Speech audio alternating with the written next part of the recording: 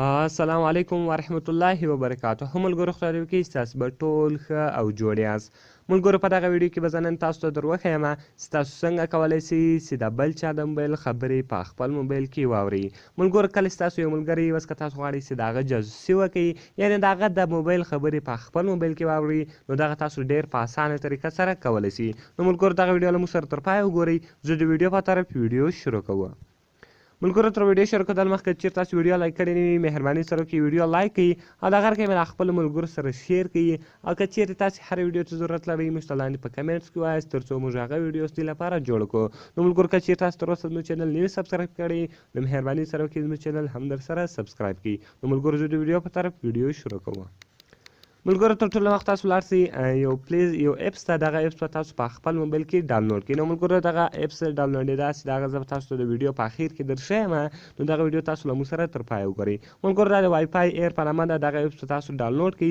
کله چې دغه اپس تاسو ډاونلوډ کړئ بیا په دې باندې کلیک سره وکړئ. نو ملګرو کله چې تاسو په دې باندې کلیک وکړئ د دې څخه انټرفیس ته هغه دا رقم راځي. ملګرو یوز ایز ا مایکروفون، ملګرو تاسو به ولر راسئ په یوز ایز ا مایکروفون باندې به کلیک سره وکړئ. کله چې ملګرو تاسو په یوز ایز ا مایکروفون باندې کلیک وکړئ دا به دغه اپس به تاسو یاد ساتئ. ملګرو دغه اپس به تاسو د هغه سړي په موبایل کې انسټالوئ د کوم سړي موبایل خبرې ستاسو غواړئ چې په خپل موبایل کې واورئ.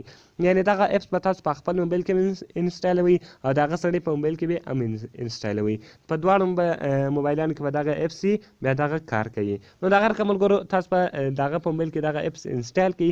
کله چې دغه په موبایل کې دغه اپس تاسو انسټال کړئ، ګوره ملګرو دلته تاسو ته یو اپشن درکوي چې آی پی ایډرس. ملګرو دغه کم ایډرس چې ده دغه به تاسو نوټ کړئ او دغه که دلته ګوره ملګرو پورټ چې لیکلی ده دغه کوډ هم تاسو چیز کړئ د سره مثال د سره یا به سکرین شاټ واخلئ یا به یې کاپي کړئ سره ویل کړئ یا به یې په یاد زده کړئ. نو کله چې دغه دواړه تاسو په یاد زده کړئ یا به یې دواړه زده کړو یا مې کاپي کې ولیکل یا مې سکرین شاټ واخیستل، یعنې دغه دواړه به تاسو چیز کوئ یاد ساتئ. کله چې دغه تاسو یاد وساتل دا به دغه په موبایل کې تاسو یاد راواړوئ او یاد به یې کړئ. دغه رقم ملګرو تاسو بېرته په بیک باندې ولاړ سئ.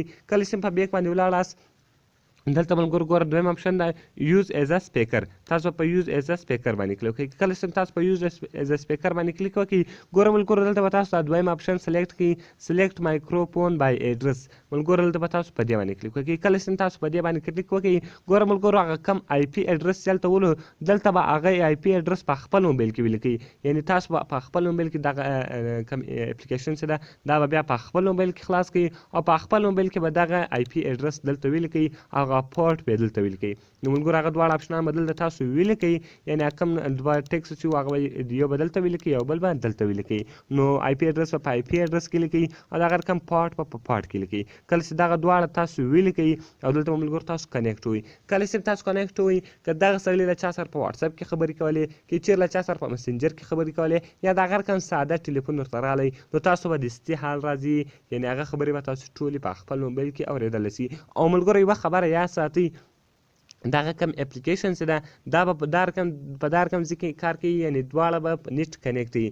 ستا په موبایل کې به هم نیټ کنیکټ وي، د هغه په موبایل کې به هم نیټ کنیکټ وي، بیا دغه اپلیکیشن کار کوي دغه د وائی فای ایر په نامه. او دغه رقم ملګرو که چېرته تاسو غواړئ چې بغیره نیټ والا دغه وګورئ، یعنې بغیره نیټه دې کار کوي، هغه ویډیو ما ملګرو ستاسو لپاره جوړ کړی ده، هغه تاسو زما په چینل کې کتلی شئ په آنلاین زده کړه پښتو چینل کې هغه ویډیو ما ستاسو لپاره جوړه کړې ده. نو ملګرو خدای دې وکړي چې دغه ویډیو به ستاسو خوښه سوې وي. کوم ویډیو خوښه سوي ویډیو سره لایک کړئ، د خپلو ملګرو سره شیر کړئ او د دغه رقم نورو ښایسته ویډیوګانو لپاره زموږ چینل در سره سبسکرایب کړئ. نو ملګرو ملاویږو په نورو ښایسته ویډیوګانو کې.